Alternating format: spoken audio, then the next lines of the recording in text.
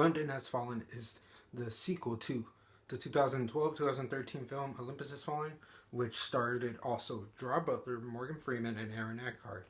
And the last time the movie took place in the president's house, where everything was being attacked, terrorists were coming over, it was up to Gerard Butler to kick some ass.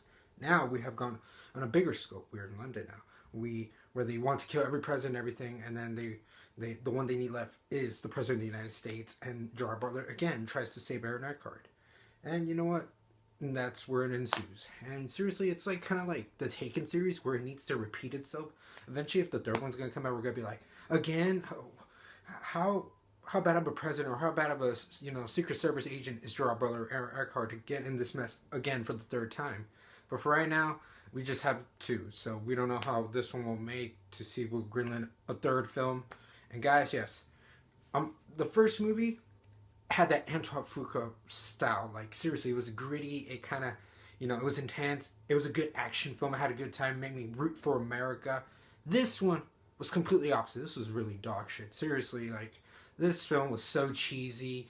Like the way everything was introduced with all the characters, and then how everything ended up, resulting like with the freaking the attacks. Like the CGI was so campy. It was like, oh my god, it made me laugh. This movie, I will say, gave me a good time in the theaters. Like it was so funny. It was that bad.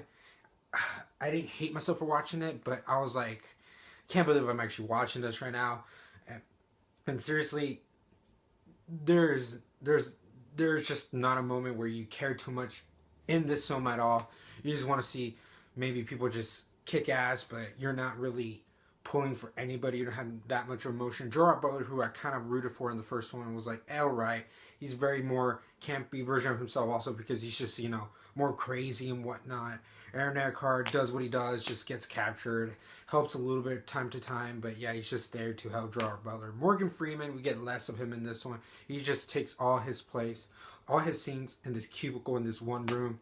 And it was kind of odd, like, you can tell like maybe Morgan Freeman and Gerard Butler had no scenes together because the way it was shot between both of them, their one interaction was so awkwardly like edited. I noticed it, and then you can tell once Morgan Freeman left, that was another guy. Like there's some just stuff like that like frustrated me or made me laugh very crazily. I think I was feeling like Gerard Butler. I was like, what am I watching? I just didn't know what to think of this. But yes, guys, seriously, the action might have been alright, but I don't know. There's nothing for me to pull for. Like I said, CGI was very bad. It was cheesy. One little great good moment I probably like was the chemistry between like some of the character developments. Like I like the dynamic of Gerard Butler and Aaron Eckhart. I like the chemistry he had, Gerard Butler, with his family, or even Angela Bassett. Just little things like that, fine. Because we started out okay with the development, but then everything just went down the toilet once we got to the terrorist attacks and whatever at London. And seriously, like, this number one wasn't perfect, but this did not live up to that. This movie better not greenlit a third one if we're going to see something like this. If not, we need to go back something to the first movie. This was just horrendous. And my grading for this movie I have to give is a D+.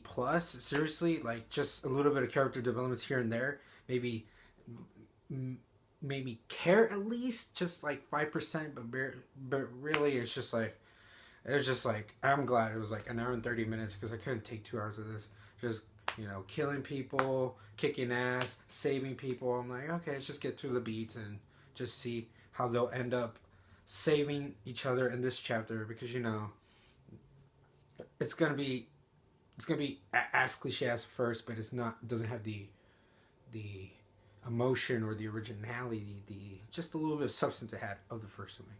Let me know, guys, what you thought of London Has Fallen. Maybe you guys would have liked it. Maybe you guys hated it as much as I do. Every opinion is subjective, guys. And until 1 trillion subscribers, guys, laugh, smile, repeat.